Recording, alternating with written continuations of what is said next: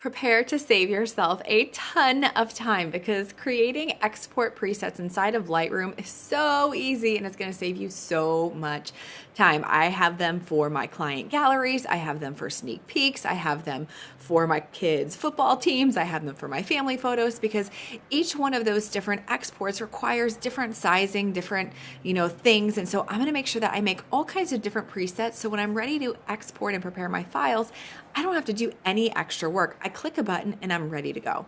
So let me walk you through this process. I'm going to click on this first image and then I'm going to hold down the shift key and select the final image in this series. So just for this example, I'm going to use 8 images. Obviously, I normally do more. But for right now, we're going to say I want these 8 images.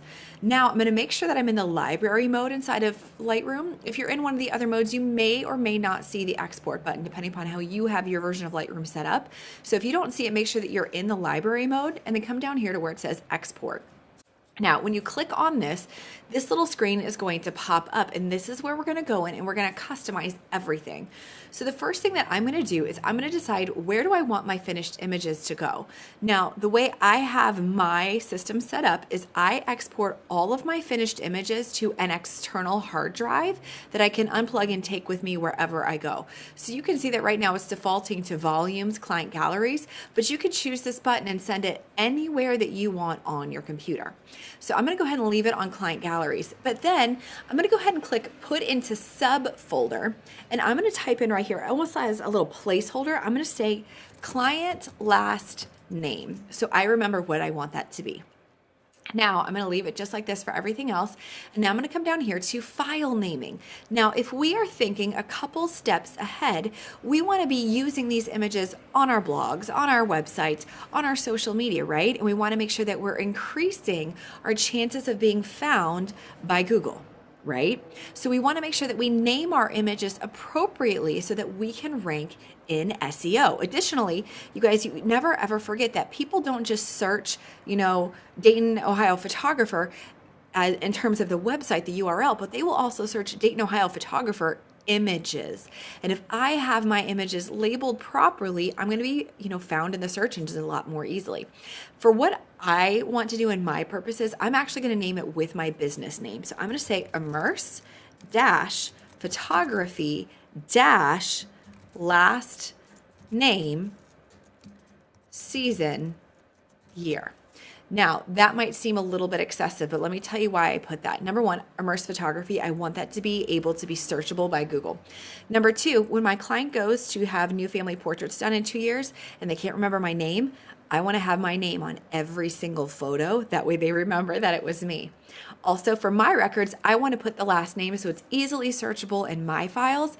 And then I'm going to add the season and the year for my clients. If you're a parent, you look at your babies and you're like, oh, look how cute they are. I'm going to so remember every detail, but you don't. And then sometimes you look back at their newborn photos and you're like, oh my gosh, which kid is that? And so by putting the season and the year, I just help, moving forward so that people can leave these images for their, their family members. And it kind of creates a little bit more of a legacy because people can look back on these files and see and know exactly when they were taken. So I like to leave it on custom name and sequence and then put this detail in here right here, knowing that I'm going to go in and customize this for my clients later. And then I would put my start number is 1. You can change that if you want to anything else, but I like to have it starting at 1. Since I'm not working with a video, I'm going to skip that. I'm going to come down here to file settings, leaving it on JPEG, sRGB to make it easily viewable by all kinds of different things.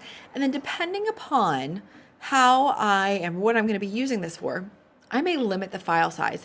For my client photos and for my family photos, I limit it to 10,000K simply because I find that that is plenty big for what they're going to be doing or what I'm going to be doing with the images. If it's going to go on a billboard or something like that, of course, I'm going to do a bigger size. But for most intensive cases, I find that this is plenty big. So I'm going to leave it there. Now, if you were going to do something for social media, let's say, then you might come over here to say Resize To Fit. And I like to choose long edge. And then I would type in whatever the current dimensions are for Facebook or Instagram or whatever it is that you're optimizing for. So you could come in here and change those settings. And then you can come down here if you want to add a watermark. If this is for your social media export, you would click watermark. You can go in here and you can choose all these different ones. So you guys, there's so many different things. You can remove the metadata, you can add it, you can sharpen it, Lots of different things that you can do. Now, obviously, this is not exactly what I would export these as. I would go and I would change the client last name so the folder was labeled correctly. And so client last name, obviously, if I was actually exporting, I would do that. But for right now, I don't want to do that quite yet because I want to create my preset. So I'm going to come over here and you can see that there's already a bunch of Lightroom presets, and then there's a whole bunch you can see that I have made. So I'm going to come over here and simply hit the add button, and I'm going to say client gallery. Make sure I don't have that labeled over here. Client gallery. Okay, good. Client gallery, and I'm going to hit create. Now you're going to see right over here, there's the client gallery. Now watch, if I click on some of these other options, watch how my, oops, wrong one. Watch how my images and my sizes and my numbers all change.